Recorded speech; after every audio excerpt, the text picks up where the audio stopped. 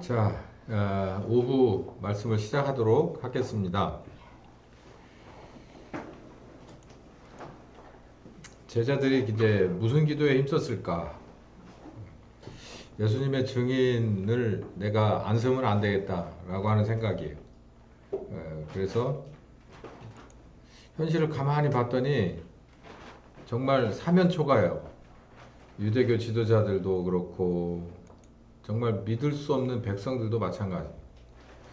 그냥 이들의 공통점은 그냥 자기가 유익하면은 받아들이고 그렇지 않으면 내뱉는 백성들이 있었고, 또 자기들이 이렇게 일궈 놓은 그런 말하자면 어장에 양식을 잘해서 거기서 하루에 얼마씩, 한 달에 1년에 얼마씩을 따박따박 따먹는 재미로 살던 사람들인데, 그런데 예수님이 와가지고 이 자체가 잘못됐어라고 얘기를 하니까 어, 정말 받아들일 수 없는 거죠. 그래서 예수님도 죽이고 그에 관한 얘기를, 똑같은 얘기를 하는 사람들은 다 가만두지 않겠다라고 하는 서슬퍼런 그런 종교 지도자들이 이렇게 있고, 이 문제를 어떻게 할 거냐.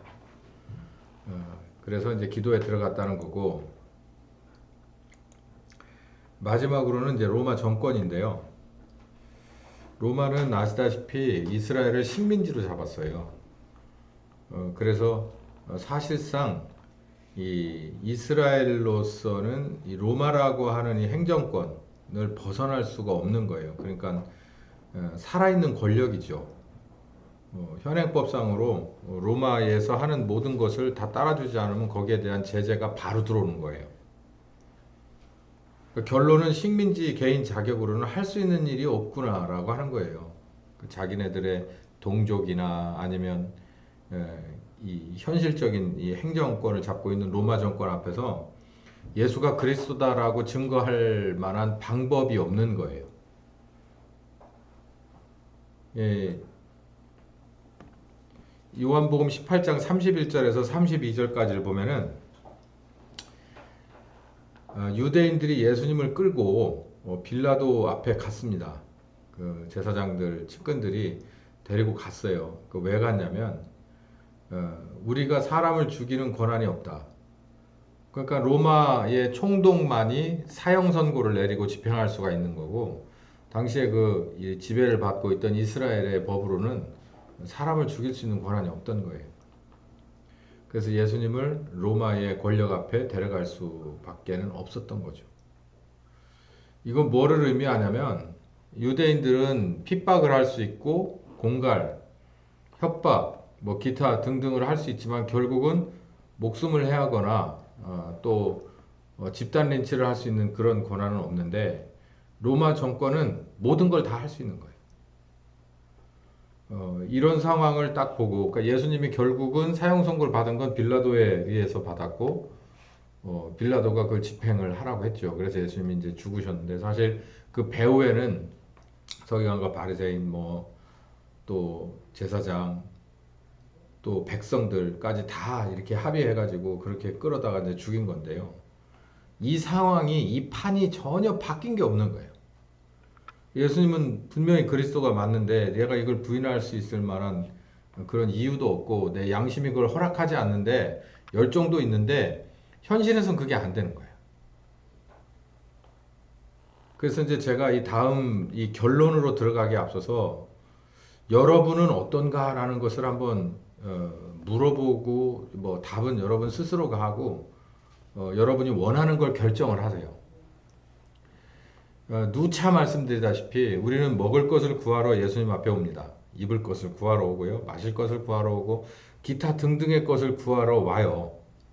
뭐 심지어는 그냥 누군가가 계속 나를 오라고 했기 때문에 그 사람과의 관계 때문에 오기도 해요.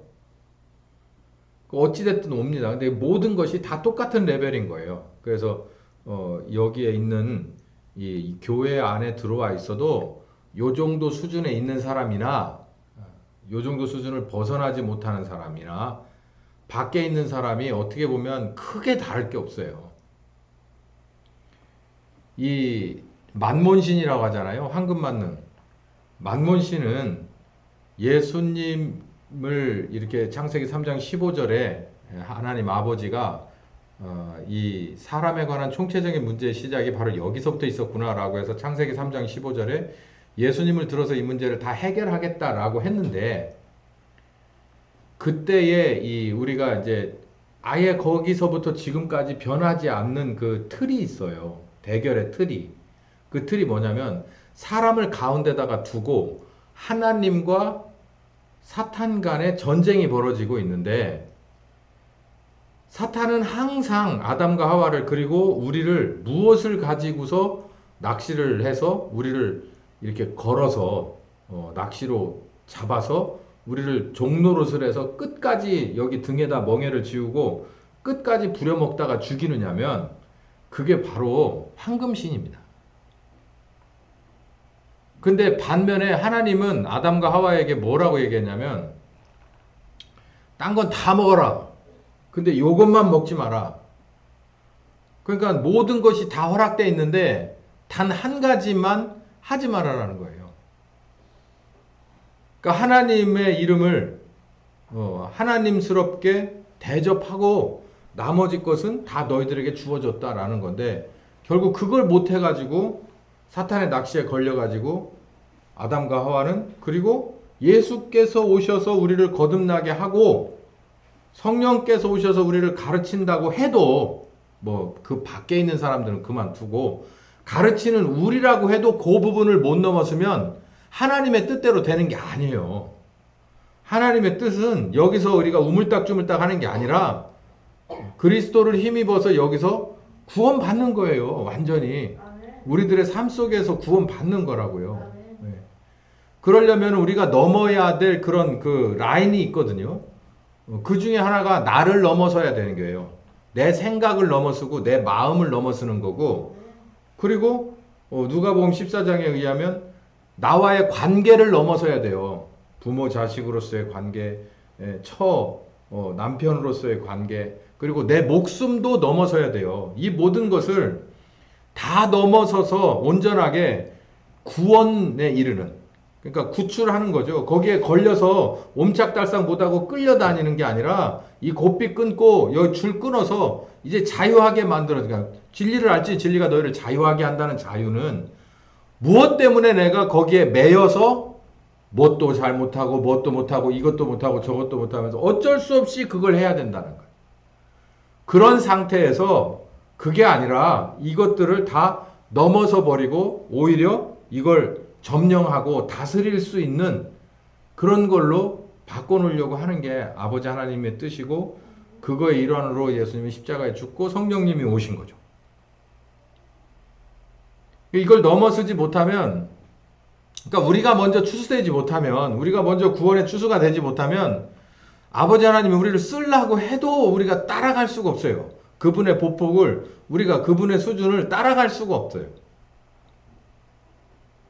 그래서 여기 있는 사람들은 그걸 이제 넘어선 사람들입니다. 그런데 넘어섰음에도 불구하고 어떻게 내가 먼저 그의 나라와 그의 의를 우선순위에 두고 사는 인생으로 자기 인생의 어젠다가 바뀌었는데, 그런데도 불구하고 현실이, 내가 맞닥뜨린 현실이, 내가 싸워야 할 대상이 정말 골리앗과 같은 거대한 존재이기 때문에 내가 이걸 어떻게 대적할 거냐라고 하는 이런 그 숙제를 안고 기도에 들어가는 거예요.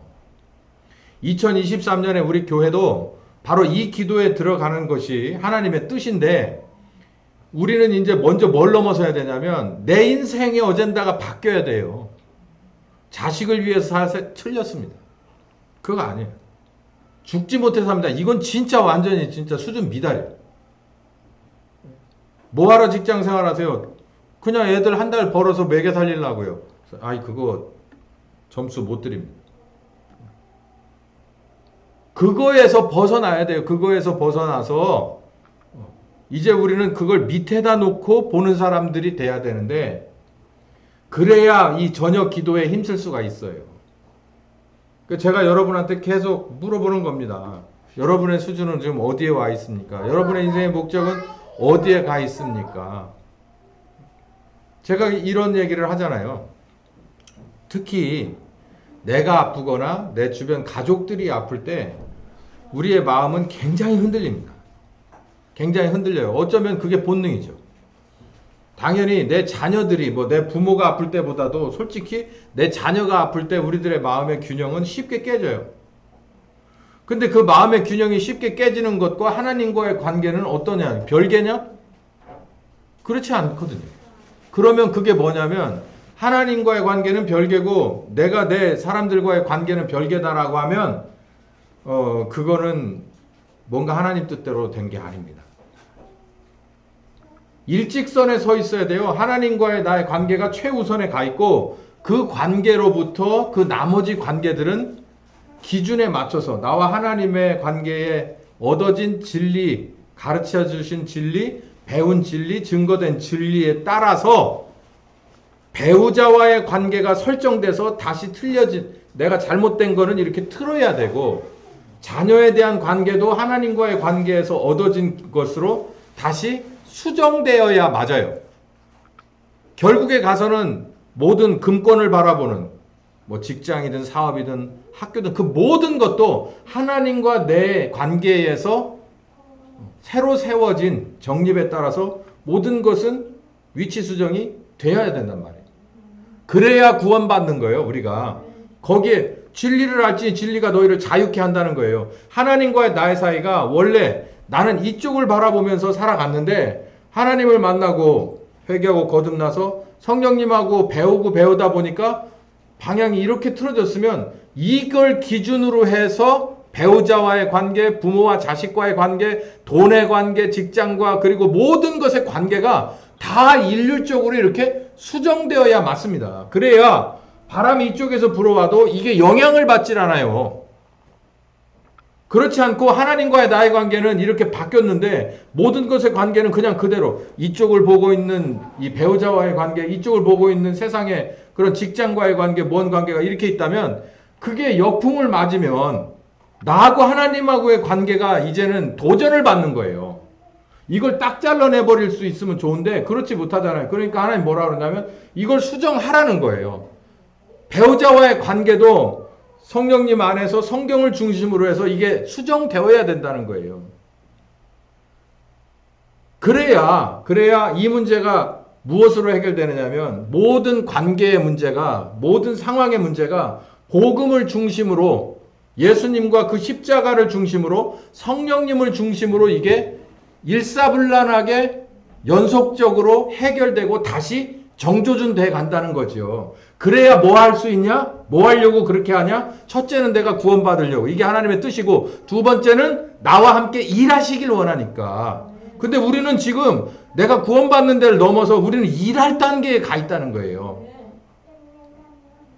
그러니 이걸 넘어서지 못하면 내 인생의 어젠다가 바뀌어야 돼요.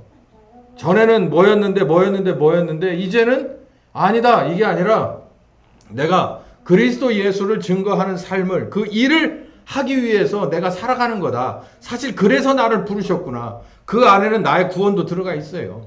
자, 그러면 보십시다. 결론인데요. 걱정하지 마세요. 여러분의 주변이 어떻게 될 거냐? 내가 이게 주의 일을 한다고 이렇게 막 하면은 뒤가 막 일사불란하게 다 흐트러지고 깨질 거냐? 제가 간증을 하나 할게요. 예전에 제가요, 목사가 될 수 있는 기회가 참 예전에 있었습니다. 그런데 되기 싫었던 게 뭔지 아세요? 목회한다고 자기 가정이 흔들리는 꼴을 나는 그걸 인정을 할 수가 없었어요. 목회를 한다고 나선 양반들이 보면 대부분의 예전이잖아요. 예전. 저 어렸을 때니까 그 가정이 형편없는 거야. 뭐 애들이 뭐 사고를 치고 이런 거보다도 그 가정의 경제적인 것에 있어서 너무 힘들고 그리고 그러다 보니까는 온갖 거기서 부작용들이 많이 나는 거예요. 돈이 없으면 여러 가지 것들이 불편하고요. 힘들고 남들 볼 때 야 이거는 아닌데 라고 하는 것들이 보여요. 뭐 굳이 입으로 그걸 열거할 필요가 있겠어요? 수입이 없으니까 뻔한 거지 뭘. 그러니까 경제적으로도 독립이 안 되고 자유롭지 못하고 그러다 보니까 자녀의 교육이라든가 이런 문제들이 있어서 거기서 이게 불합리한 것들이 잘못된 것들이 마구 이렇게 나오는 것이 눈에 보이더라고. 저희 아버지가 재정집사를 했으니까 우리 아버지 월급날 다음 날이 목사님 사례비 받는 날 했었어요. 그거 다 드리고 나면 우리 집은 돈이 없었다고. 그런 모습을 1년이 아니라 뭐 오래 바라보다 보니까 이게 도대체가 뭐냐는 거죠. 나는 목회는 하고 싶지 않고 돈 벌어 장로하고 싶다고 그랬어요. 그런데 이걸 알았어요. 하나님과의 관계, 그러니까 하나님과의 개별적인 만남과 그 안에서 이루어지는 하나님과의 이 성숙한 관계는 정말 진리입니다. 해법이고 진리예요. 하나님과 만나지 않았다면 모든 게 인생에 있어서 뒤죽박죽이에요. 모든 게. 근데 모든 게 뒤죽박죽이라도 뭐 하나만 되면 그 다음엔 시간 문제로 해결되냐면 하나님과 나의 관계예요. 그것은 바로 예수님의 십자가의 죽으심과 부활하심 그 공로와 효과로 성령께서 오셔서 우리에게 은혜 주어서 회개하고 복음을 믿게 해서 성령께서 말씀으로 가르치고 상황에서 우리와 함께 하시면서 멘토가 돼 주실 때 우리의 삶이 누구의 삶을 배워가느냐면 하나님의 삶을 배워가는, 하나님의 인성을 배워가는 거예요. 하나님의 신성을 배워가는 거예요. 하나님의 권세와 능력이 나와 함께 하시는 거예요. 그렇기 때문에 모든 것이 일사불란하게 해결되는 거예요. 이건 이 문제도 이렇게 물론 이만큼 잘못 간 만큼 틀어져서 들어오는 건 시간이 걸리지만 그러더라도 오늘이라도 틀어져서 가야지. 이대로 1년을 더 놔두면 언제 돌아옵니까?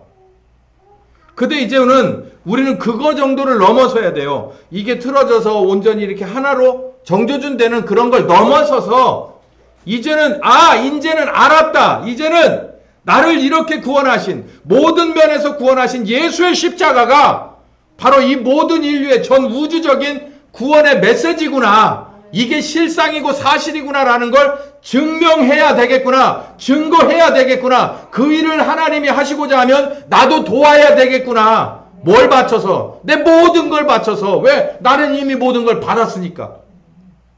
이 사람들은 이게 됐던 사람들인데 오늘 말씀의 핵심이 밖을 쳐다보니까 이게 살기가 등등해가지고 이 세 가지 이 종류의 인간들이 꽉 차 있는 저 바깥 세상이 선뜻 나가서 예수가 그리스도인 것을 말할 수가 없는 거예요. 자, 그래서 이 사람들이 전혀 기도에 힘쓰기로 했는데 이 기도에 힘썼다는 말은 이렇게 읽으면 됩니다. 그래서 자신을 하나님께 드려버린 거예요. 이 말씀은 자기를 그냥 하나님 앞에 드려버린 거예요. 예. 그러니까 전혀 기도에 힘썼다. 다른 말로 자신을 하나님 앞에 그냥 던져버린 거예요. 제가 이제 요거에 대한 것을 좀 성경을 보면서 로마서 14장 7, 8절 한번 읽어봅시다. 시작. 우리 중에 누구든지 자기를 위하여 사는 자가 없습니다. 자기를 위하여 죽는 자도 없습니다. 우리가 살아도 주를 위하여 살고 죽어도 주를 위하여 죽나니 그러므로 사나 죽으나 우리가 주의 것입니다. 라는 거예요. 이게 100%입니다. 정답이에요. 사나 죽으나 주를 위해서 삽니다. 그러니까 오늘 살기 위해서 먹는 게 아니라 뭘 위해서 먹습니까? 주를 위해서 먹는 거예요. 얘기 다른 거예요. 엄청 다른 거예요. 살기 위해서 먹는다. 그러면은 이것도 어디 가서 이걸 또 구해가지고서 먹을 걸 또 냉장고에다 넣어놔줘야 되잖아요. 그게 아니에요. 주를 위해서 먹는다. 그러면 주님께서 뭘 준다는 거예요? 먹을 걸 줘야지. 일하는 소 앞에다가 망 안 씌운다는 거니까. 먹을 걸 쫓아다니지 말고 하나님을 쫓아다니시기 바랍니다. 예? 도저히 열리지 않을 것 같고 도저히 메마른 것 같아서 아무것도 도와줄 수 없는 광야에서도 하나님이 지정하신 곳에 가봤더니 물이 나와요. 하나님이 내일 새벽에 나가봐라 했더니 있어요. 어떤 사람에게 주어지는 축복이냐면 내가 개인적으로 먹을 것과 입을 것만 따라다니는 사람이 아니라 주를 위해서 살려고 나를 던져버린 사람에게 주어지는 축복이고 이게 진정한 구원의 효과인 걸 믿으시기 바랍니다. 다시 사도행전 20장 22절에서 24절까지를 읽어볼 때 23절만 읽을게요. 시작. 나의 달려갈 길과 주 예수께 받은 사명 곧 하나님의 은혜의 복음을 증거하는 일을 마치려 하면은 나의 생명을 조금도 귀한 것으로 여기지 않습니다. 이게 바울이 마지막 에베소 교회 중책들하고 만나서 장로들하고 만나서 이렇게 석별의 정을 나누면서 자기의 신앙 고백을 한 장면이에요. 이 참 눈물겨운 장면입니다. 이 말을 하는 바울은 목숨이 뭐 몇 개입니까? 하나예요. 어떻게 보면 인간적으로 기구한 그 총각으로 순교했으니까 가정을 이뤄보지도 못한 당시에 가말리알 문화에서 지금으로 말하면 서울대 무슨 교수 밑에서 그 학파에서 수제자로 그리고 밀어주는 집안의 가정이 돈 좀 있는 가정인데 돈이 곧 힘인데 그리고 공부했고 그 학파에서 인정해주는 가말리엘이 인정해주는 그런 자기 수제자인데 이 모든 것을 다 버리고 결국은 누구의 배반을 받아서 로마에 가서 죽냐면 예수님하고 똑같이 동족의 배반을 받고 로마로 실려가서 죽어야 되는 거예요. 그 자기가 가진 카드 중에 하나만 들고서 이걸 가지고 얘기를 했어도 바울은 이렇게 살 필요가 없는데 인간적으로 보면 그렇다는 얘기예요. 여기 뭐라고 말합니까? 나는 달려간다. 뭐하러? 마지막 걸음까지, 마지막 한 걸음까지 내게 맡기신 복음을 전하는 일 때문에 달려간다는 거예요. 인생이 그것 때문에 자기는 오늘도 일어선다는 거죠. 이렇게 바뀌어야 돼, 이렇게요. 전혀 기도에 힘썼다는 건 하나님 밖을 내다보니 내 속에 열정만 가지고 안 됩니다. 열정도 없으면 이 열정이 있어야 돼요. 이게 기름이고 이게 성령 충만입니다. 그 열정이 있는 사람이 밖을 내다봤더니 아무래도 나 한 사람의 열정 가지고 이 문제가 될 문제가 아닌 거예요. 그래서 기도하는 거예요. 저를 아예 드려버립니다. 저를 당신의 손에 맡겨버리고 드려버립니다. 뭐까지 맡기느냐? 내 배우자와의 관계를 넘어서 내 자녀와의 관계를 넘어서 내 부모와의 관계를 넘어서 내 가진 모든 것의 관계를 넘어서 내 목숨까지도 당신 앞에 드립니다라는 얘기예요. 이게 그 기도에 들어간 거예요. 그러면서 30명이 120명까지 됐어요.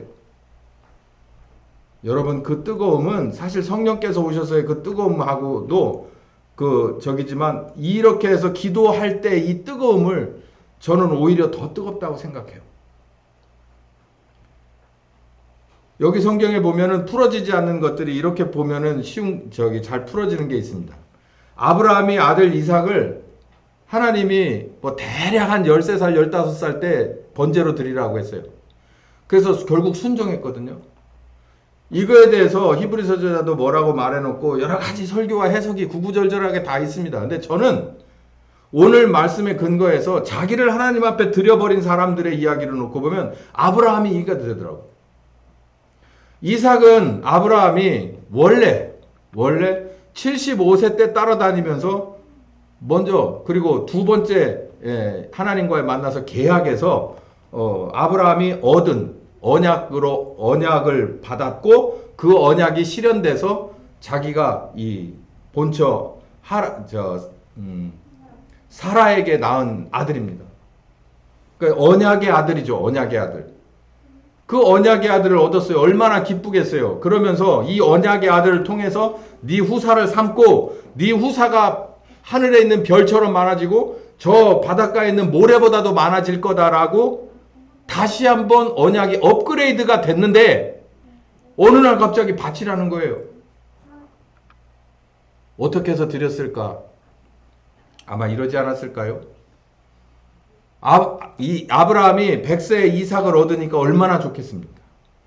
뭐 여러 가지가 좋겠죠. 뭐 나이가 먹어가면서 손주를 보는 게 더 자기 자식, 낳은 자식보다 이쁘다니까.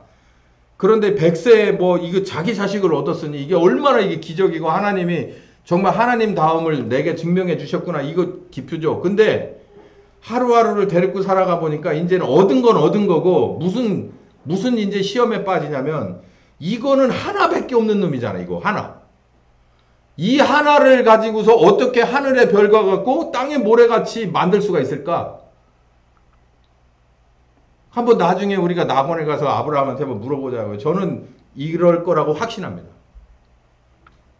하나를 가지고 어떻게 하늘의 별과 같이 많아지고 어떻게 어느 세월에 이렇게 하며 당신은 뭐 병원도 그렇고 뭣도 없고 뭐 이렇게 언제든지 사냥 나가서 죽을 수도 있고 전쟁에서 죽을 수도 있는 이 상황인데 자기의 대가 끊기는 거 정말 시간 문제일 수도 있는 거예요. 그런데 이걸 어떻게 해야 정말 이렇게 많아지고 이렇게 해서 많은 나라의 제사장 나라가 될 거냐 이걸 고민을 안 했겠어요? 결론은 뭘로 났냐면 이 이삭을 내 아들로 보내주신 그 기적을 행한 하나님이 또 그 언약을 성취한 하나님이 다시 이 언약을 하늘의 별과 같고 땅의 모래와 같이 많아지는 두 번째 언약을 성취할 수 있는 열쇠는 누가 가지고 있다? 하나님 갖고 있다. 근데 그 하나님이 뭐하라 그래? 내놓으라 그러는 거예요. 시험에 들었죠. 어떻게 해야 할까? 근데 어떻게 했다는 거예요, 아브라함은? 하나님이 하시겠다니까 하나님이 하라. 히브리서에 뭐라고 되어 있어요? 후사가 이삭일 테니 이삭이 죽어도 결국은 뭐 해서라도 하실 거다. 다시 되살려서 부활시켜서라도 할 거다라고 믿었다라는 거 아니에요. 뭐처럼? 하늘의 별처럼 땅의 모래처럼 많게 하실 수 있는 분이 바로 야훼 하나님이다. 그러고서 순종했다는 거 아니에요. 결국 목숨을 끊게끔 하지 않고 스톱. 거기까지. 그리고 자기의 아들을 상징하는 수양을 받고 그리고 하나님과 이스라엘과의 아브람과의 언약이 거기서 확증되죠. 그리고 나서 결국 어디 가서 그게 이루어집니까? 고센 땅에 가서 애굽의 고센 땅에 가서 이제는 이스라엘 민족이 돼가지고 나오죠. 드려버린 거예요. 그래서 하나님 앞에 드렸어요. 내가 가지고 있는 것보다 하나님 앞에 드리면 그 하나님이 하실 거다. 두 번째, 이스라엘을 욕하는 골리앗 앞에 의분을 가지고선 다윗이 사울 왕이 주겠다고 하는 중무장의 무기를 버리고 경무장으로 그냥 물맷돌 몇 개와 이 물매를 가지고서 나갔던 이유가 뭘까라는 거예요. 무기의 품질로 전투의 승패가 결정될 수 없는 상황이에요. 엇비슷한 상대라면 저 사람이 가진 것보다 내 무기가 조금 좋으면 이길 수 있는 확률이 커요. 근데 골리앗하고 다윗은 게임이 안 돼요. 어린이와 애가 아니라 이건 완전히 거의 마징가 로버트하고 이거는 소녀하고 싸움인 거예요. 그러니까 이거는 무기를 내가 조금 더 좋은 걸 들었다고 해서 내가 가질 수 있는 무기를 저기 했다고 해서 골리앗을 이길 수 없는 거예요. 그럼 결국 상식적으로는 분명히 진다 이겁니다. 그런데 상식적으로 일반적으로 질 수밖에 없는 결론인데 결국은 누구한테다가 역전의 명수이신 하나님 앞에 자기를 드리는 거예요. 그게 뭐냐면 사울이 준 거 안 받겠다는 거예요. 나는 하나님 앞에 나를 드린다. 그래서 늘 자기가 하던 거 가지고 나간 거예요. 그런데 그 타이밍에 거기에 명중하게 하고 그리고 그거 하나 맞아서 주저앉아서 그냥 목 잘림을 당하게 한 것은 하나님의 손이 거기 있었던 거예요. 그렇지 않고서는 다윗이 명사수라서 그렇지 않을 것 같습니다. 객관적이지 않기 때문에 오히려 자기를 하나님 앞에 드려버린 거예요. 마지막으로 예수님이 이 소년의 도시락, 오병이어의 도시락을 받은 장면이에요. 소년이 작은 도시락을 많은 군중에게 나누어 먹일 수는 없습니다. 자기 도시락 하나로. 그래서 이 소년은 어떻게 하기로 작정했냐면 자기 한 사람을 위한 것이기 때문에 많이 나눠 먹을 수가 없죠. 오병이어를 가지고 어떻게 몇천 명이 먹어요. 그렇기 때문에 이걸 만약에 예수님에게 드린다면 예수님이 이걸 가지고 어떻게 하실 수 있을까? 그래서 예수님 앞에 자기의 도시락을 드려버린 거예요. 그랬더니 예수님이 정말 감격해서 그 성경을 보면 들어서 축사했다고 그랬어요. 우러러서 아버지 하나님에게 이 도시락을 좀 보시라고. 이 어린아이의 마음을 좀 보시라고. 그리고 내려놓고 나눠 먹었더니 어마어마한 기적이 벌어진 거예요. 나는 할 수 없으니까 그냥 드려버린 거예요. 오늘 제자들이 한 것도 바로 이 얘기입니다. 자기를 그냥 드린 거예요. 자기가 싸워서 못 이겨요. 사두개인들이나 바리새인들 그냥 이 켜켜이 쌓여 있는 연관된 기득권들 못 이겨요. 못 이겨요. 자, 이거 한번 보실래요, 여러분? 여러분 지금 세상이 어떻게 돌아가고 있을까요? 소위 말해서 세상은 잡아먹는 자와 잡혀먹는 자의 게임입니다. 이거는 지극히 성경적이기도 해요. 사탄이 우리를 도와주지 않아요. 하나님만 우리를 사랑하고 도와주는데 사탄은 우리를 도와주는 것 같지만 사실 우리를 잡아먹습니다. 여러 가지 것으로 잡아먹어요. 일단 하나님을 부정하게 만들어요. 그리고 나면 뭐 상을 많이 주는 것 같지만 결국은 파멸로 이끌어가서 결국은 하나님의 심판대 앞에 세웁니다. 그런데 이 사탄이, 그 컨셉의 사탄이, 영적인 대마왕이 그냥 자기가 혼자 막 보이지 않는 손으로 왔다 갔다 하면서 모든 걸 다 하는 게 아니라 거기에 사역자들을 심어요.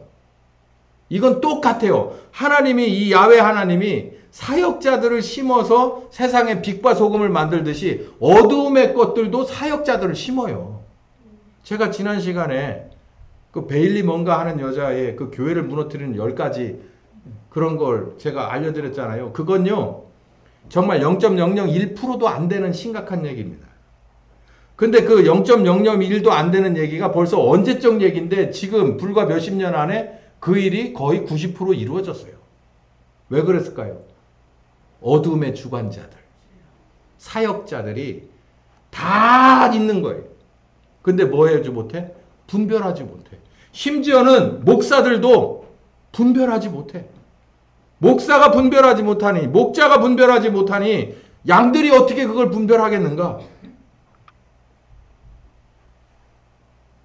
그러니까 제가 말씀드리듯이 이 기득권들을, 이 어두움의 세력의 기득권들, 그 사역자들의 그런 그 쓰는 수를, 그리고 이들의 수에 그냥 깜빡 넘어가 버리는 그냥 더듬이만 가진 백성들을 어디를 의지해서 그리스도, 예수가 그리스도라는 걸 어떻게 증거할 거냐는 거예요. 이건 우리들에게 주어진 문제이기도 해요. 답은 뭐냐면 안 돼요. 나 혼자 나가가지고서 안 돼. 계란으로 파헤쳐서 그냥 거기에 그냥 흔적만 남기고 비 오면 없어져 버려요. 하나님은 그걸 원하지 않아요. 그래서 사도행전 1장 4절에 보냈어요. 약속하신 무엇을 기다려라? 성령 기다려라. 성령께서 너희에게 임하시면 너희가 권능을 받을 것이다. 그리고 예루살렘과 온 유다와 사마리아 땅끝까지 이르러 내 증인이 될 것이다. 그러니까 누가 오시는 걸 기다릴 수밖에 없냐? 성령이 오시는 걸 기다릴 수밖에 없어요. 우리가 나설 수가 없으니까. 그 가운데 이들이 한 일이 뭐였냐면 전혀 기도에 힘썼는데 이 전혀 기도에 힘쓴 것은 자기를 들여버리는 거예요. 성령님 오시면 그분의 주머니에 들어가려고, 그분의 뒤를 따라가는 게 아니라 그분의 주머니에 들어가려고, 바울의 옆구리 주머니에 있는 그런 물맷돌처럼 그분과 하나가 돼버리는 건데, 미련 없이 후회 없이 이 세상에 발을 다 떼어버리고 그분의 주머니에 들어가려고 하는 거예요. 그러나 제가 마지막으로 여러분을 안심시켜드리는 건, 그렇다고 그들의 삶이 총체적으로 망가지면서 그리스도의 증인이 되어 갔느냐? 그렇진 않아요. 그런데 사람들은 이것만 생각해. 그들의 마지막에 어디서 뭔 순교해도 어떤 사람은 가죽 벗겨져서 도마는 인도에 가서 죽었네, 뭐 했네 이런 것만 하니까 아이고 막 이렇게 하고 뭐 사역자로가 산다는 것은 막 이게, 제가 아까 그랬죠. 제가 목사가 되기 싫었던 가장 큰 이유가 뭐냐면 가족이 컨트롤이 안 돼. 근데 제 경험으로 가족 컨트롤 됩니다. 하나님 따라가면 가족 컨트롤 돼요. 하나님 따라가면 부하게 만들어 놓으시지도 않고 지나치게 가난하게도 안 해요. 그건 여러분이 제 이력서를 보면 압니다. 저는 어디다 제 이력서를 내놔도 지금 있는 이 수준에서 목회자로서 할 수 있는 과정 다 겪었어요. 다 밟았어요. 제가 가만히 생각해봐요. 이게 웬 은혜냐? 아, 하나님 따라가면은 내가 네 백그라운드를 모두 다 알기 때문에, 네가 그의 나라와 그의 의를 구하면 이 모든 것을 다 하는 내가 순차적으로 필요한 만큼 채울 거다라는 거예요. 그 일이 이루어져 가더라. 아하, 목회 제대로 해야 되겠구나. 제대로 따라가야 되겠구나. 대신 저는 너무 많은 것을 구하지 않습니다. 너무 적은 것도 구하지 않아요. 저는 오직 그의 나라와 그의 의만 구합니다. 그럼 나머지는 주님께서 주세요. 필요한 만큼. 그럼 저는 그걸 자족합니다. 감사하고. 뭐가 더 필요할까요?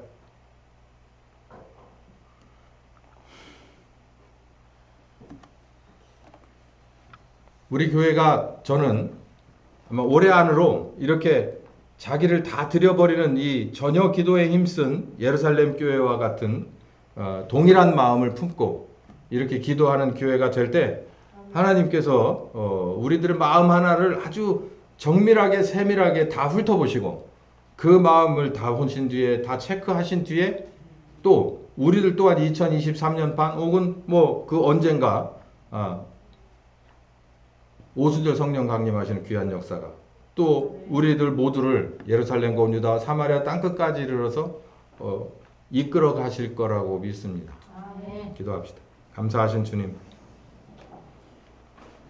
우리들의 마음속이 어떤지를 점검하게 하여 주시옵시고 이들의 마음을 볼 때 정말 예수님 부활하셔서 순식간에 많은 것들이 바뀌어지고 새롭게 창조되었으며 이들의 마음이 뜨거워졌다는 것을 알 수 있습니다. 그러나 세상이 바뀌지 않는 것을 볼 때 이들은 뒤로 물러간 것이 아니라 오히려 자기를 하나님 앞에 다 드려버리고 죽음을 결사하고 하나님 앞에 나아갔던 것을 오늘 배웠습니다.